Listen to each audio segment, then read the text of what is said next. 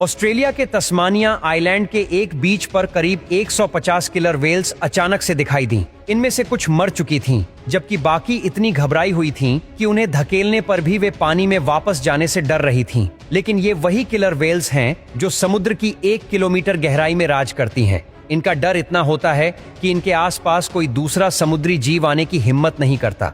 तो फिर ऐसा क्या हुआ कि ये खुद डरी हुई थीं?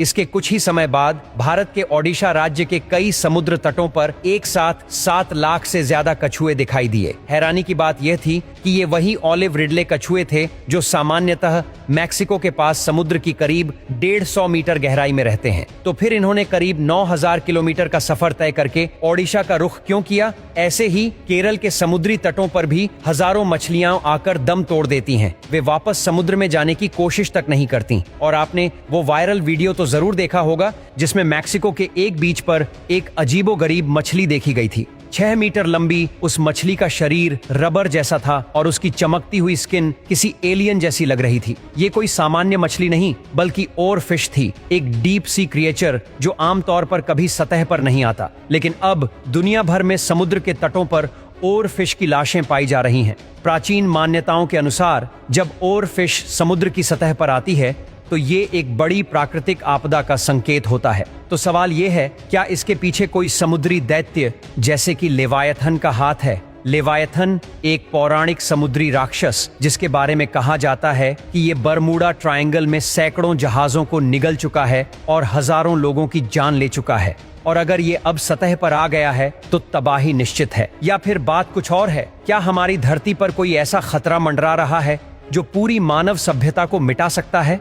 असल में इन सभी घटनाओं की जड़ में हैं हम इंसान। लेकिन कैसे? इन गहराई में रहने वाले जीवों का सतह पर आना सिर्फ कोई इत्तेफाक नहीं है। चलिए आज की इस वीडियो में जानते हैं कि इसके पीछे की सच्चाई क्या है। पृथ्वी का करीब 71% हिस्सा पानी से ढका हुआ है, लेकिन आज तक इंसान केवल 5% महासागर को ही एक्सप्लोर कर पाया है। बाकी 95% अभी भी एक रहस्य है। समुद्र का सबसे गहरा हिस्सा है मेरियाना ट्रेंच, जिसे चैलेंजर डीप भी कहते हैं। इसकी गहराई करीब 11,000 मीटर है। सोचिए, अगर माउंट एवरेस्ट को इसमें डाल दिया जाए तो वह भी पूरी तरह डूब जाएगा। इतनी गहराई में सूरज की रोशनी की एक किरण भी नहीं पहुंचती। वहां का प्रेशर इतना ज्यादा होता है कि 1 सेकंड में इंसान का शरीर चिथड़े चिथड़े हो जाए। इसी अंधेरे और क्रूर माहौल में रहते हैं कुछ बेहद अजीब और खतरनाक जीव, जैसे डीप सी एंगलर फिश। ये मछली अपने सिर पर एक चमकदार बत्ती जैसी लाइट लेकर चलती है। ये लाइट छोटी मछलियों को आकर्षित करती है और जैसे ही वे पास आती हैं, एंगलर फिश उन्हें निगल जाती है। इसे ब्लैक सी डेविल भी कहते हैं। कुछ समय पहले इस फिश को समुद्र की सतह के पास देखा गया, जो सामान्य नहीं है। रूस के एक फिशरमैन ने हाल ही में एक अजीब मछली पकड़ी जिसकी तस्वीरें सोशल मीडिया पर वायरल हो गईं। लोगों ने इसे एलियन कहा, लेकिन असल में ये स्मूथ लंप फिश थी जिसका शरीर इंसानी दिमाग जैसा लगता है। इतिहास में भी और फिश के सतह पर आने के साथ कई तबाहियां जुड़ी हुई हैं।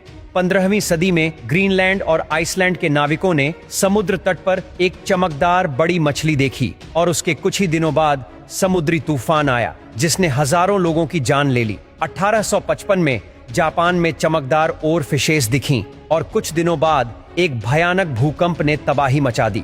इसके बाद जापानी मानने लगे कि समुद्र के देवता जब नाराज होते हैं तब ओर फिश को चेतावनी के रूप में सतह पर भेजते हैं।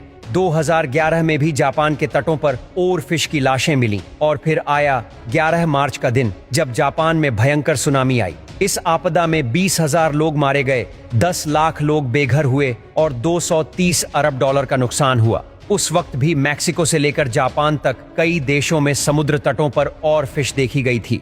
अब क्या होगा? अब फिर वही संकेत मिल रहे हैं। कई वैज्ञानिक मानते हैं कि समुद्र के तापमान में हो रहा बदलाव, पानी में ऑक्सीजन की कमी, गहराइयों में हो रहे अजीब साउंड वेव्स और समुद्र के अंदर इंसानी दखल इन जीवों को मजबूर कर रहा है कि वे अपने घर छोड़कर सतह पर आ जाएं, भले ही उसकी कीमत मौत हो। कई रिपोर्ट्स में बताया गया है कि समुद्र की गहराइयों में अजीब कंपन और विस्फोट जैसे साउंड्स रिकॉर्ड हो रहे हैं। कुछ का मानना है कि ये किसी बड़े ज्वालामुखी विस्फोट या भूगर्भीय हलचल के संकेत हैं जो सुनामी या भूकंप का कारण बन सकते हैं। और अगर ये सच है तो अगली तबाही सिर्फ किसी एक देश या कॉन्टिनेंट तक सीमित नहीं रहेगी, इसका असर पूरी पृथ्वी पर पड़ेगा।